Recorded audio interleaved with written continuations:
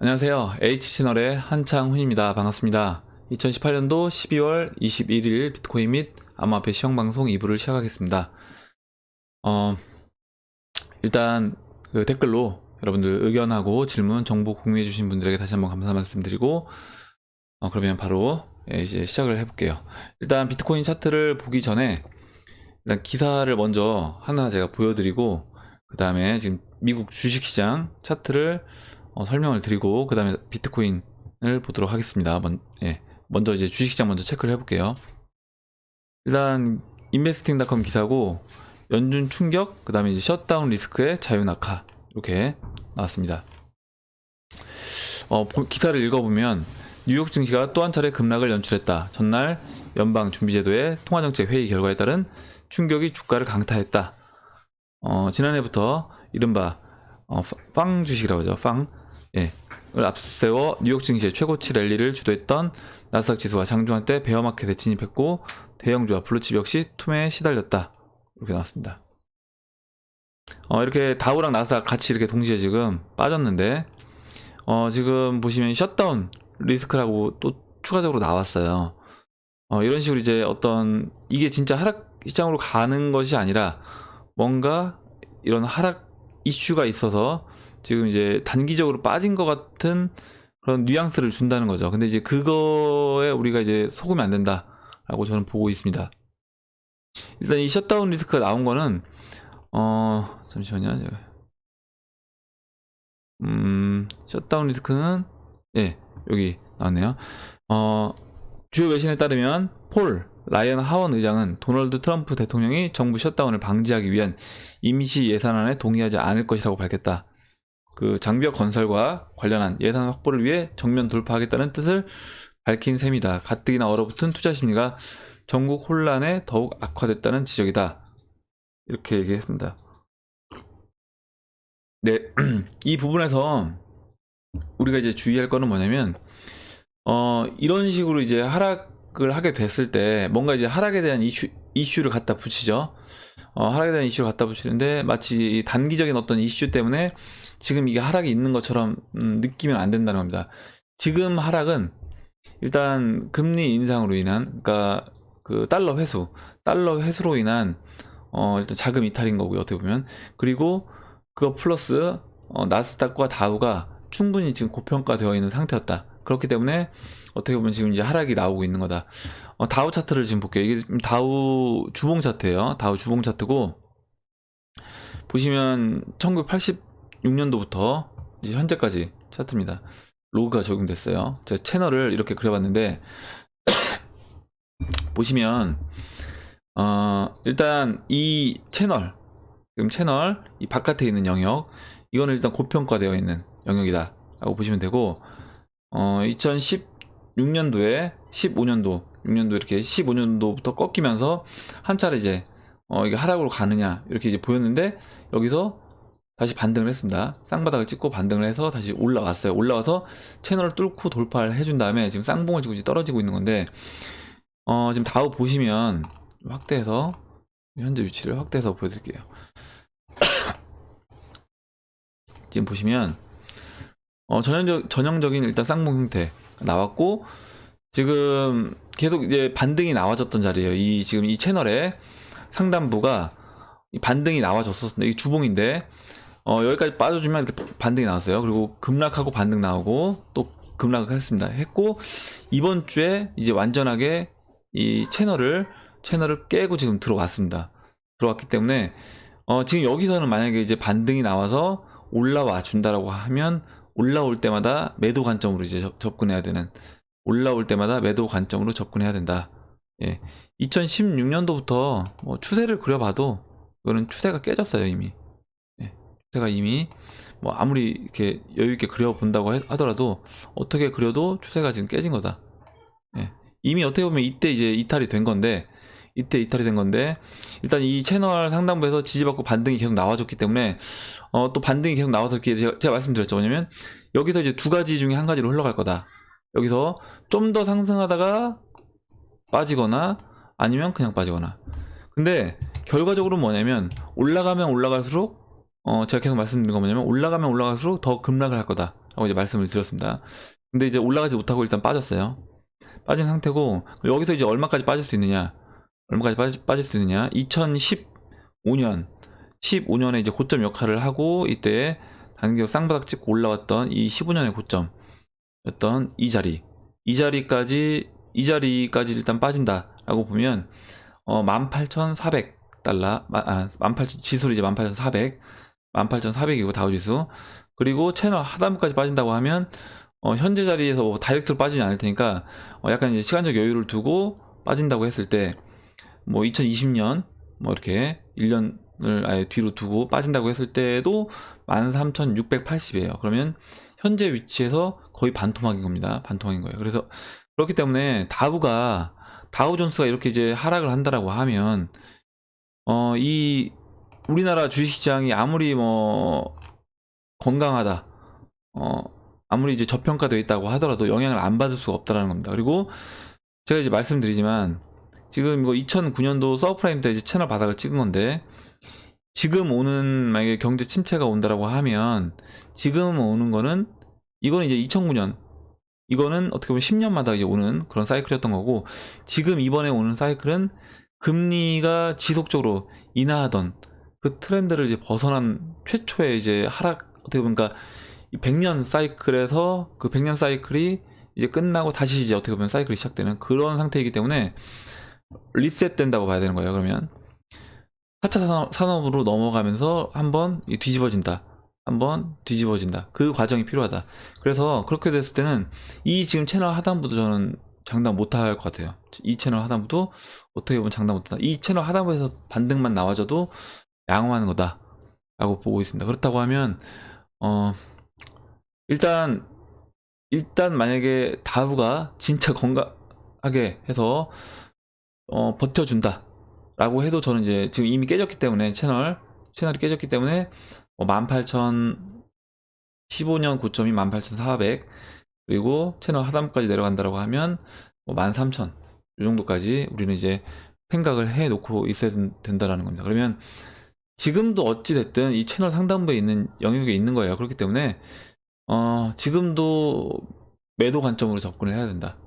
만약에 뭐 미국 주식을 여러분 이제 갖고 계신 분이 있다라고 하면 매도 관점으로 접근하셔야 된다.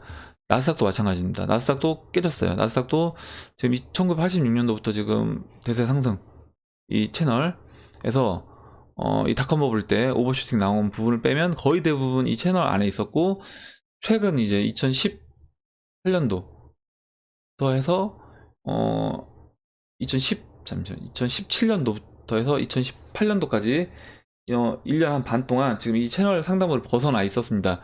근데 나스닥도 마찬가지로 확대해서 보면 지금 이번 주에 이번 주에 나스닥도 이렇게 보시는 바와 같이 채널이 깨졌고, 마찬가지로 나스닥도 보시면 다우랑 마찬가지로 지금 2015년 고점 역할을 했던 지금 4,700까지 열어놓고 봐야 되고, 마찬가지로 4,700 그리고 채널 하단부 이렇게 이제 보셔야 된다. 채널 하단부면 나스닥도 3,300이니까 거의 똑같아요. 다우랑 나스닥하고 거의 반토막까지 우리가 이제 생각을 해놓고 이제 봐야 된다는 겁니다. 지금 일단 뉴욕 그 증시는 이런 상황이고, 이런 거예요. 그러니까 다우 뉴욕 지수가 이렇게 됐을 때 우리나라 코스피 지수는 2,000인데 우리는 얼마까지 열어놓고 봐야 되냐는 거죠. 제가 이제 코스피 지수 오늘은 안 열었는데, 제가 그때 코스피 지수도 이렇게 채널로 이제 그렸을 때 채널 바닥이 1,000이었습니다.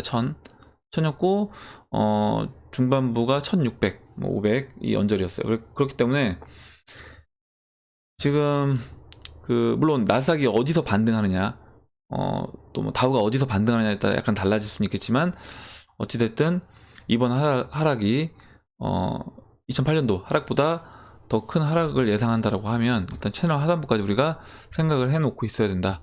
그래서 여러분들 이제 섣불리 이 채널 중반 정도까지 빠졌을 때 야, 이 정도면 싸지 않냐 라고 해서 이제 들어가시면 안 된다는 거예요. 이 정도면 싼 것 같다라고 해서 들어가시면 안 된다. 그러면 적어도 이제 들어가려면 채널 하단부가 깨질 수도 있다라고 생각하고 지금 들어가야 되기 때문에 채널 하단부부터 그때부터 분할로 이제 접근해서 매수 접근 해주는 게 좋다. 그러면 일단은 우리가 제가 이제 계속 말씀드렸잖아요.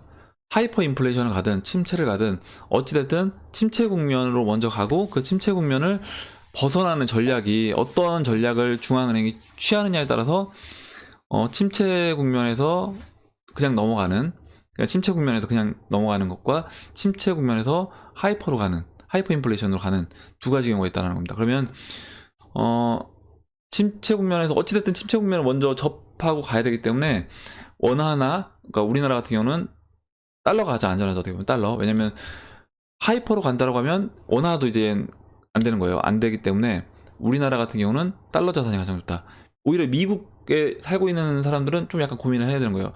야, 하이퍼로, 달러가 하이퍼로 가면 우리가 뭘 갖고 있어야 되냐, 이렇게 되는 건데, 일단 우리나라 같은 경우는 일단은 달러, 현금 중에서도 원화보다는 달러를 먼저 좀 갖고 있으면 이제 이런 침체 국면이 왔을 때 우리가 대처할 수 있는 방법이, 좀 선택할 수 있는 카드가 여러 가지가 있지 않을까, 이렇게 생각을 합니다.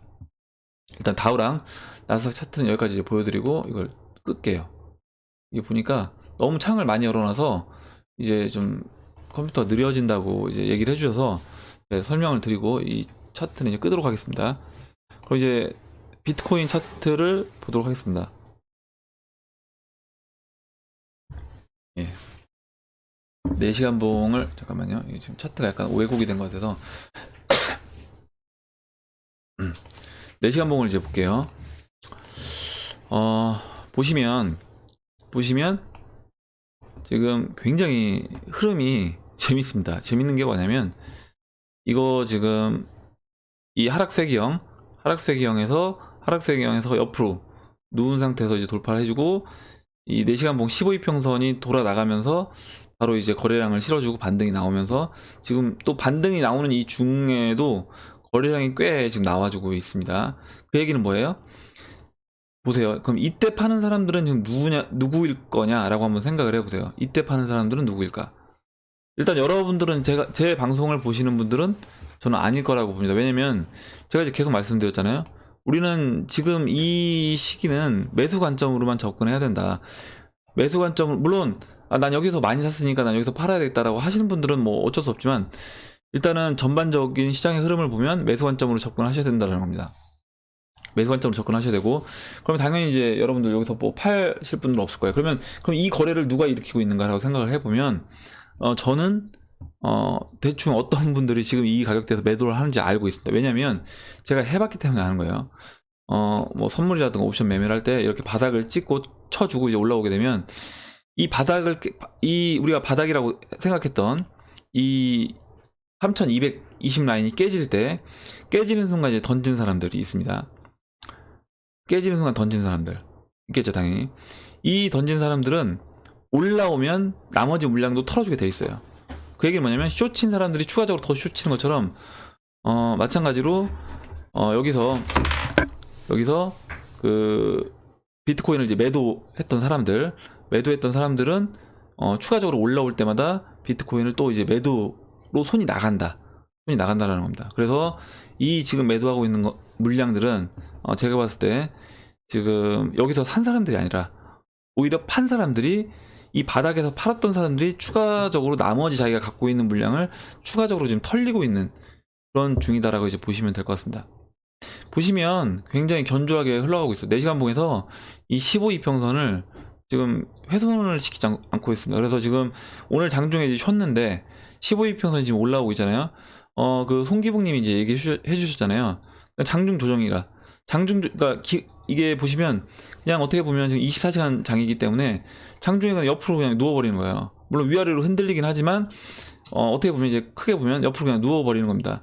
어떻게? 이 15이평선이 올라올 때까지, 4시간 봉에서 15이평선이 올라올 때까지 그냥 누워버리고 15이평선 올라와주면 또 반등 나오고, 이렇게 되어버리니까 이 쇼친 사람들이라든가 아니면 매도 친 사람들이 매수할 타이밍을 잡기가 굉장히 어려워요. 지금 이 상태에서 얘기했던 대로 5,500, 5,700 라인까지 그냥 다이렉트로 이 15이평선 상승하는, 이 15이평선을 따라서 상승해주면 아마 이제 쇼친 분들은 빠져나올 틈이 없을 겁니다. 진짜 빠져나올 틈이 없을 거예요. 거기에서 아마 이제 추가적으로 이 5,500, 5,700에서 숏 물량이 또 그 매도 물량이 굉장히 많을 걸로 예상이 되는데, 여기서 분명히 이제 크게 흔들어 줄 수 있습니다. 근데 이제 송기봉님 오전에 제가 댓글 말씀드릴 때는 이제 $200 범위 내에서 흔들어 줄 수 있다 얘기했어요. 그 정도 범위를 흔들어 주면 이제 분명히 매도 물량이 많을 거로 예상을, 왜냐면 이게 6월달 저점이었기 때문에, 6월달 보시면 6월 24일 저점이었어요. 이 5,700 라인이. 그렇기 때문에 여기에서 이제 매도 때리고 싶은 그 욕구가 굉장히 강할 겁니다. 그렇기 때문에 그 상태에서 이 물량을 깊은 조정을 안 주고 또 이렇게 횡보하다 그냥 올려버리면 아마 그때는 이제 마진콜이 나올 거다. 이 상태에서 $7,000까지 넘어가게 되면 그때는 이제 마진콜로서 결국에는 이제까지 숏을 쳐서 1년 동안 먹었던 그런 것들을 한 번에 다 토하게 될 거다라고 이제 보고 있습니다. 이거는 어쩔 수 없어요. 이거는 심리가 다 녹아져 들어가 있기 때문에 해보면 그렇게 되더라고요. 예. 이거는 뭐 하지 말라고 해도 그렇게 됩니다. 이거는 그 옵션 시장에서 이제 콜매도 친다고 하는데, 올라올 때마다 콜매도 칠 때 딱 이렇게 치게 돼 있거든요. 콜매도 칠 때 콜을 굉장히 이제 시간 가치를 죽이면서 눌러놓은 상태에서 다시 이제 콜 시세를 주기 시작할 때 처음에 매도를 안 때리면은 아예 상관이 없는데, 처음부터 이제 매도를 때리기 시작하면 계속 때리는 거예요. 올라올 때마다. 그래서 결국에는 어쩔 수 없이 나중에 이제 포지션을 못 버텨서 자신이 비싼 가격에 추가적으로 매수한다거나 아니면 마진콜 당해서 청산당하거나 둘 중에 하나가 됩니다. 예, 그렇게 비트코인은 이제 그렇게 설명을 드리고 정리를 할게요. 그 다음에 이제 대시 비트코인 시장에서 대시 차트를 보도록 하겠습니다. 보시면 제가 이렇게 하락세 기형, 엊그저께 제가 설명드렸던 것 같은데, 이렇게 하락세 기형에서 대시가 지금 보시면 이 15이평, 제가 이때 설명드렸어요. 이때 15이평선 위로 올라왔다. 그리고 거래량도 어느 정도 실려졌기 때문에 대시가 여기서 이제 약간 급등하는 이제 모습을 보여주면서 이 하락세 기형을 돌파해 줄 수 있을 것 같다라고 말씀드렸고, 실제 이제 지금 다음날 바로 이제 장대 양봉이 나오면서 돌파를 했습니다. 이 하락세 기형을 돌파를 했고, 그 다음에 돌파한 상태에서 지금 보시면 이제 121평선 막 돌파하기 전에 눌러주고 있어요. 근데 이제 여기서 200일 이평선까지인데, 저는 이제 200일 이평선에서 한번 제가 쉬어줄 거다라고 이제 말씀을 드렸습니다. 쉬어줄 거다라고 말씀드렸는데, 이 200일 이평선도 또 그냥 돌파할 수도 있어요. 지금 보니까 대형 알트들이 그냥 지금 이런 장기 이평선들을 그냥 돌파해버리는 경우가 많기 때문에 그냥 돌파해버릴 수도 있다. 보시고 대신에 그렇게 설명드리고 넘어갈게요. 다음에 이제 리플도 예상했던 대로 흘러가고 있습니다. 지금 보시면 일단 제가 이 빨간색으로 지금 보여드린 이 추세선 따라서 상승하고 있고, 지금 이 15일 이평선, 빨간색 15일 이평선이 지금 돌아 나가고요. 초록색 50일 이평선이 올라오고 있습니다. 그리고 지금 제가 200일 이평선을 체크를 안 했는데, 200일 이평선도 보시면 200일 이평선 이제 완전 정배열된 상태이기 때문에 리플은 지금 이 수렴 구간, 지금 이 고점과 고점을 잇는 이 빨간색으로 지금 보여드리는 이 수렴을 돌파를 하게 되면 리플은 강하게 치고 나갈 수 있다라고 보고 있습니다. 완전히 다 이평선들이 정배열되었고 지금 마지막 수렴 구간에 있는 것 같아요. 그래서 굉장히 에너지를 모으고 있고 좋은 흐름이다 라고 보고 있습니다. 지금 대형 알트에서 좋은 종목들이 많아서 시장 흐름이 나쁘지가 않아요. 지금 물론 제가 일단 이 상승장으로 가는 조건을 말씀드렸잖아요. 그 중에서 일단 첫 번째 조건이, 좀 공격적으로 봤을 때 첫 번째 조건이 그 대형 알트 중에 BTC 마켓에서 전고점을 쳐줘야 된다라고 했는데, 아직까지 전고점을 가진 않은 겁니다. 지금 보시면 전고점이라고 하려면 리플 같은 경우는 사토시 기준으로 일단 22,000, 적어도 이제 22,400, 사토시 가격으로 22,400 정도, 이 정도까지 이제 올라와야지 전고점을 쳤다 라고 볼 수 있는데, 지금 아직 이제 9,100이니까 한 2배 좀 넘게 상승을 해주면 리플은 이제 전고점을 치는 거예요. BTC 마켓에서. 이렇게 되면 일단 상승장으로 갈 수 있는 첫 번째 조건이 완성이 되고, 그렇게 됐을 때 저는 이제 20주 이평선도 빠른 시간 안에 돌려줄 수 있다. 그럼 빠른 시간 안에 비트코인 20주 이평선을 돌려 세우면 그때는 상승장으로 이제 갔다라고 우리가 볼 수 있다라는 겁니다. 그리고 다음 이제 트론 설명드릴게요. 트론도 지금 좋은 흐름인데 일단 트론 4시간 봉에서 보시면 트론 이때 설명드렸어요. 언제 설명드렸냐면 트론 이때 이제 이 고점 넘어갈 때 트론 없으신 분들은 관심 있게 보셔라. 트론 없으신 분들은 근데 이제 이때는 제가 이제 말씀드릴 때 뭐냐면 트론이 일단 아직 일봉에서 장기 이평선이 아직 정배열되지 않았기 때문에 리플보다는 좀 흐름이 약하다. 리플보다는 흐름이 약하고 리플보다 좀 리플을 따라간다라고 하면 여기서 시간을 좀 보낼 수 있다라고 했는데 오히려 이제 돌파를 해서 치고 나갔습니다. 그래서 보시면 이제 사토시 430 이 라인이 저항이었는데 돌파를 해줬어요. 돌파를 해줬습니다. 이때 이제 맞고 떨어졌던 사토시 430 라인을 돌파를 해줬다. 그리고 현재 보시면 지금 현재 쉬어주고 있는 이 자리가 지금 일봉 지금 보시면 일봉 200일 이평선까지 지금 강하게 돌파를 했습니다. 일봉 200일 이평선까지 돌파를 해줬고요. 주봉에서 보시면 주봉에서 주봉 체크가 안 되는데 주봉에서 50주 이평선이 지금 저항일 거예요. 녹색으로 지금 체크가 지금 안 되는데 일단 지금 이 저항 라인이 이제 지금 맞고 떨어진 자리가 50주 이평선 저항으로 이제 제가 체크를 했습니다. 그리고 보시면 이제 15주 이평선도 지금 돌아 나가고 있기 때문에 트론도 이제 굉장히 또 좋은 흐름으로 오히려 이제 리플보다도 이제 강한 흐름이 될 수도 있겠다라고 이제 보고 있습니다. 리플도 좋고요. 그리고 제가 이제 어제 비트코인 캐시를 말씀을 드렸어요. 어제 제가 이제 비트코인 캐시를 어디서 말씀드렸냐면 지금 4시간 봉에서 지금 200이평선 여기 좀 저항을 맞고 있다. 근데 이제 이 하락세기형 4시간 봉에서 하락세기형을 돌파하고 비트코인과 이제 비슷한 움직임을 가고 있다고 말씀드렸죠. 옆으로 누워주고 상승해서 지금 사토시 가격으로 0.050 이 라인이 이 라인이 이제 거의 지난 이 비트코인 캐시가 하드포크 되기 전 저점입니다. 일봉에서 보면 비트코인 캐시가 하드포크 되기 전 저점이 0.050 라인이에요. 0.050 라인. 이 라인을 돌파를 해줬어요. 지금 돌파를 해주고 지금 보시면 이때 이제 고점 이때 고점 역할을 했던 지금 0.057 라인 지금 저항 맞고 지금 일단 쉬고 있는 모습입니다. 근데 이제 여기를 넘어가 주면 비트코인 캐시는 계속 좋은 흐름을 이어갈 것 같아요. 그리고 제가 이때 말씀드릴 때 그랬어요. 비트코인 캐시 이제 걱정하시는 분들 굉장히 많은데 원래 이런 비트코인 캐시는 작년에도 보면 원래 약간 이런 흐름이다.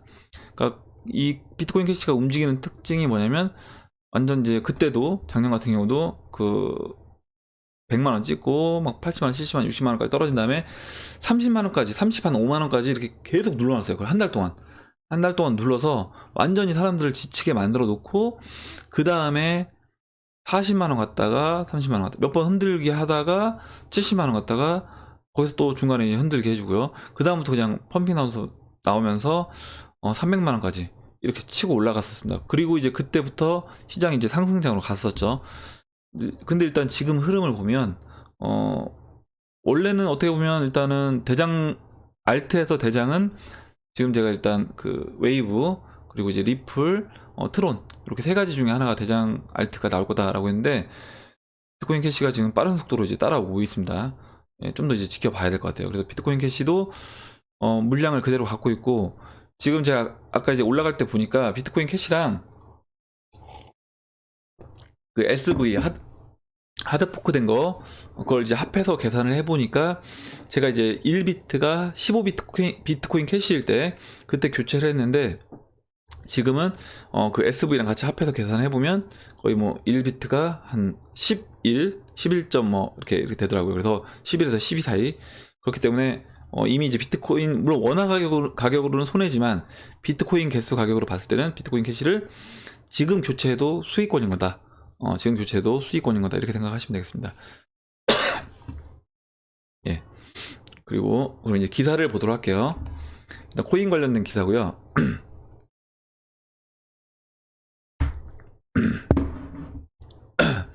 예, 읽어보겠습니다. 코인니스 기사고, 영국 중앙은행 설문 70% 크리스마스 선물로 디지털 화폐 방식 선호.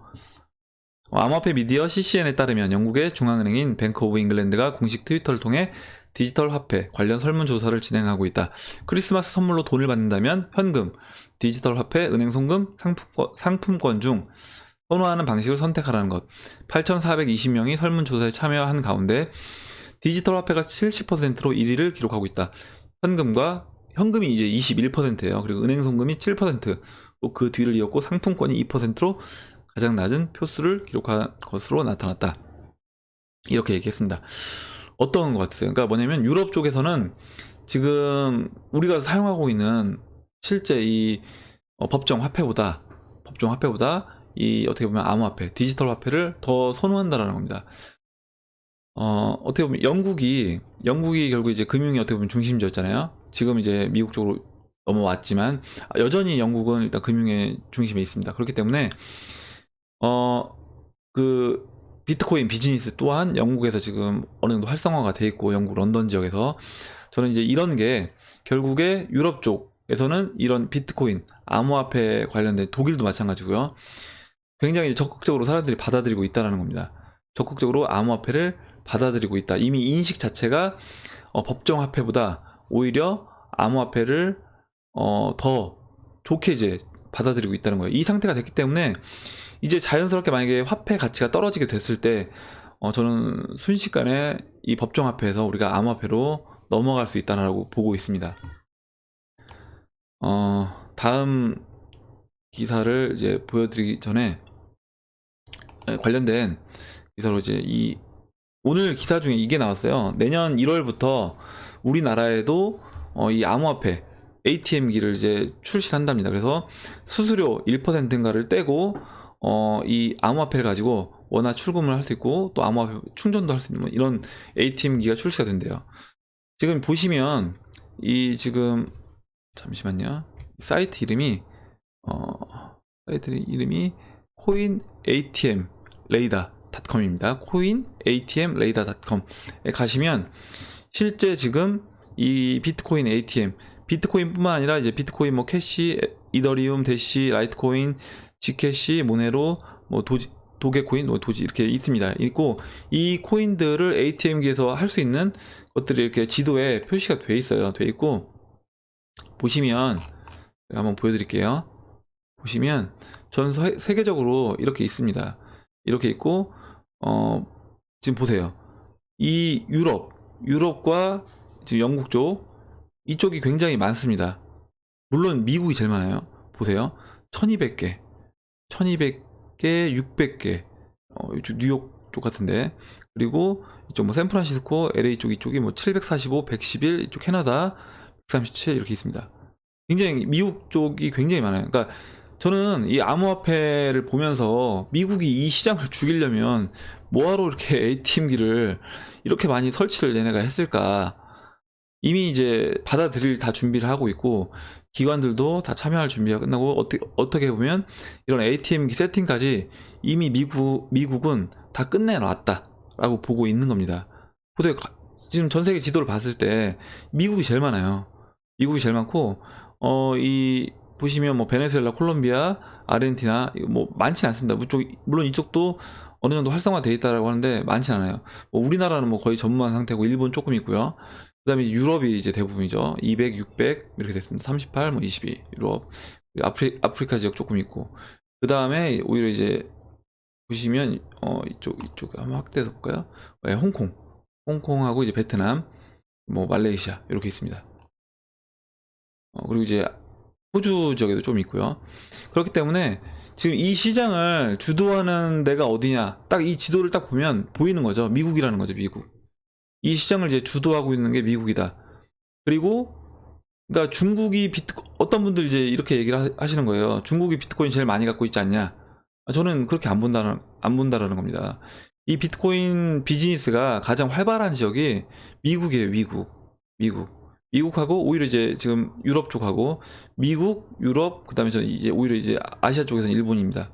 그래서 이제 비트코인 거래량도 달러와 엔화가 많고, 그다음에 이 비즈니스도 유럽, 그리고 미국, 그 다음에 뭐 캐나다, 북미, 그리고 이제 아시아에서는 뭐 홍콩하고 이제 일본, 이렇게 이제 볼 수 있겠다. 네, 보시면 한번 여러분들 보시면 좀 실제 이렇게 많이 설치가 됐구나, 우리는 느끼지 못하고 있지만 이렇게 설치가 됐구나 할 수 있고, 이거 체크를 지우시면 각 해당 코인들로만 또 나옵니다. 이렇게 체크를 다 지우면 비트코인 캐시도 이렇게 쓰는 데가 많은 거예요. 보시면 이거 지금 비트코인 캐시만 나온 거거든요. 보세요. 비트코인 캐시 없어진다고 하는 분들 많잖아요. 미국에서 이렇게 비트코인 캐시 출금할 수 있는 ATM기를 이렇게, 물론 그 같은 하나의 ATM기로 여러 가지 암호화폐를 갖고 뭐 할 수도 있겠지만, 어찌됐든 간에 비트코인 캐시도 이렇게 출금할 수 있는 데가 많이 있습니다. 미국에. 이렇게 돼 있는데 굳이 이렇게 얘네가 이걸 하겠냐는 거예요. 그래서 여러분들이 혹시 갖고 있는 뭐 비트코인 캐시든 이더리움이든 대시든 갖고 있는 것 중에 여기 지금 해당되는 코인들 있잖아요. 대시. 그래서 제가 뭐 대시, 라이트코인, 지캐시, 모네로 이런 걸 이제 좋게 보는 게, 그리고 이제 다크코인들 대시나 뭐 모네로 이런 거 없어지는 거 아니냐, 다크코인이니까, 이렇게 걱정하시는 분들도 있는데, 이것도 결국에 한번 체크를 해서 보시면 된다는 거예요. 대시를 지금 얼마나 쓰고 있는지 이렇게 쓰고 있습니다. 그렇다라고 하면 이렇게 이미 유저가 어느 정도 확보가 되고 생태계가 구축이 된 것들은 이제 쉽게 없어지는 게 쉽지 않다. 라이트코인 같은 경우 굉장히 많네요. 이렇게 이제 볼 수 있습니다. 한번 여러분들도 한번 이렇게 체크해 가시면서 보시면 될 것 같고, 일단 여기 ATM기로 출금할 수 있는, 이런 입출금을 할 수 있는 이런 코인들은 어느 정도 생태계가 이제 구축된 코인이다 라고 이제 봐도 좋을 것 같습니다. 실제 시총도 다 높은 코인들이고, 이렇게 보면 좋을 것 같아요. 다음 이제 기사를 보도록 하겠습니다. 다음 기사는 얼마 전에 제가 페이스북에서 블록체인 암호화폐를 개발한다 라고 얘기를 했고, 도대체 그럼 이 페이스북에 갔다는 이 데이비드 마커스, 페이팔 전 대표고 그 다음에 코인베이스 이사를 지낸 이 데이비드 마커스가 어떤 암호화폐와 연관이 있을까 한번 찾아보자, 페이스북이 이제 인수를 할 수 있으니까 라고 했는데, 일단은 스테이블 코인으로 나왔습니다. 그래서 왓츠앱 송금의 도입 예정. 한번 읽어볼게요. 암호화폐 변동성 문제를 완화하기 위해 시작된 스테이블 코인 열기에 세계 최대 소셜 미디어 페이스북이 가세한다, 이렇게 얘기했나. 페이스북이 미국 달러 연동 스테이블 코인을 개발하고 있다고 보도했다. 보시면 스테이블 코인은 암호화폐를 법정화폐와 연동하여 가격 변동성을 완화하고 신뢰를 강화해 암호화폐 일상 결제 도입을 촉진할 방안으로 평가된다라고 했습니다. 그리고 페이스북은 달러 연동 스테이블 코인을 페이스북의 암호화 모바일 메신저 왓츠앱의 송금 서비스에 도입할 계획이다. 자산 운용 방안, 담보 통화 등 다양한 전략이 논의되고 있어 발행까지는 다소 시간이 걸릴 것으로 알려졌다 라고 얘기를 했습니다. 그리고 이제 데이비드 마커스, 지난번에 이제 말씀드렸던 그 내용이고요. 그 다음 읽어보면 해당 서비스가 인도 송금 시장에 먼저 도입될 것이라고 이제 밝혔고, 왓츠앱은 약 2억 명 이상의 인도 이용자 기반을 보유하고 있다는 겁니다. 현재 인도 인터넷 이용자가 4억 8천만 명인데, 여기에서 2022년까지 7억 3,700만 명으로 이제 증가할 것으로 예상이 된대요. 거기서 송금 부문에서 인도 시장이 차지하는 바도 상당하다. 세계은행은 작년 인도로 들어온 송금 규모가 약 690억 달러에 이른다고 밝혔다, 이렇게 얘기했습니다. 그래서 일단은 우리가 그때 이제 한번 알아보자고 했던 페이스북, 데이비드 마커스가 지금 개발을 하고 있는 코인이 어떤 게 될까, 이렇게 한번 추측을 해보자, 찾아보자 했는데, 일단은 스테이블 코인을 지금 출시하려고 준비한다, 이렇게 얘기가 나왔습니다. 이렇게 이제 말씀드리고, 마지막으로 이것도 이제 좋은 기사인데, 이거는 뭐 될지 안 될지는 모르겠지만 된다라고 하면 굉장히 이제 좀 긍정적인 기사가 될 수 있을 것 같아요. 미 하원 의원이 암호화폐를 증권법에서 이제 제외시키는 법률 제안, 했습니다. 지금 미국 하원 의원 2명이 하원에 암호화폐를 증권으로 정의하는 것을 배제하는 법안을 제안했다. 코인텔레그래프의 보도에 따르면 미국 오하이오주 워렌 데이비슨 공화당 의원과 미국 플로리다주 데런 소트 민주당 의원이, 그러니까 민주당과 공화당 의원 2명이 이렇게 증권법 1933과 증권법 1934를 개정해서 암호화폐를 증권에서 배제시키는 것을 정의하는 2018 토큰 분류법을 제출했다라고 이제 했습니다. 그래서 해당 법안은 암호화폐의 법률적 성질을 디지털 토큰으로 별도로 정의했으며, 약간 이거는 이제 증권하고 다르다라는 거죠. 어떻게 보면 암호화폐는. 그래서 미 재무부가 암호화폐로 발생하는 수익 또는 손실에 대해 명확한 규제를 제정해야 함을 규정했다라고 얘기를 했습니다. 그리고 이렇게 한 게 이제 데이비스 의원은 이렇게 얘기를 한 거예요. 왜 우리가 이렇게 분류를 해야 되냐? 분리를 해서 봐야 되냐? 인터넷 초창기 시절 의회는 시장을 과도하게 규제하려는 유혹을 이겨냈고 시장에 확신을 부여할 수 있는 법안을 통과시켰다는 겁니다. 시장에 어떤 확신을 주는 그런 메시지가 있는 법안을 통과시켰다. 이때와 같은 승리를 또다시 미국이 경제에 가져오고 이 혁신적인 산업에 미국적 리더십을 가져오는 것이 목표다라고 밝혔다. 만약에 이제 인터넷 초창기에 미국이 규제 일변도로 하지 마라 했다라고 하면, 지금 어떻게 보면 아까 황주식이라고 하는 페이스북이라든가 구글이라든가 또 뭐 있죠, 아마존이라든가 이런 기업들이 미국에서 나올 수 있었겠냐는 거죠. 결국에 규제를 최소화시키고 그런 산업이 클 수 있도록, 성장할 수 있도록 장려했기 때문에, 법안을 그렇게 만들었기 때문에 미국에서 미국을 중심으로 그런 기업들이 나올 수 있었다라고 이제 얘기를 하는 겁니다. 그래서 이렇게 된다라고 하면, 물론 여기서 그리고 이제 SEC 내에서도 이런 증권 분류 여부를 놓고 찬반 의견이 갈리고 있고, 해당 법안이 통과되면 암호화폐는 더 이상 증권법에 적용을 받지 않는다, 이렇게 얘기를 했습니다. 그래서 지금 이렇게 만약에 된다라고 하면 좀 더 규제에서 약간 자유로워진 분위기에서 암호화폐를 개발하는 개발자들이 이 시장에 이제 좀 더 적극적으로 참여할 수 있지 않을까, 이렇게 생각을 합니다. 예, 오늘 이 기사를 마지막으로 2018년도 12월 21일 비트코인 및 암호화폐 시황방송 2부를 마치도록 하겠습니다. 댓글로 이제 의견하고 질문, 정보 공유해주신 분들 다시 한번 감사 말씀 드리고요. 오늘 이제 제가 쭉 방송했는데, 방송 내용 중에서 뭐 궁금하신 점, 그리고 여러분들 의견, 뭐 반대 의견도 상관없고 다른 의견도 상관없습니다. 방송 내용과 관계없는 의견도 상관없습니다. 없고 의견을 남겨주시면 감사하겠습니다. 예, 그럼 이상으로 방송을 마치도록 하고요. 여러분 도움이 되셨다면 좋아요와 구독 버튼, 그리고 알림종 버튼을 눌러주세요. 감사합니다.